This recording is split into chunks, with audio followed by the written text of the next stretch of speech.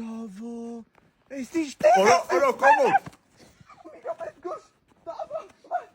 Դավո, ամեն անգամից ավելի է շշմացնում։ Այս ինչ սիրունա։ Ստեղ ենք քնելու։ Ազիզ։ Ստենք կոֆե պարսել անելու։ Դե դու հանգստացի քո համար համով բան եմ տալու։ Նենց սոված եմ։ Ան, ժնատ ասանգում։ Ասա извини։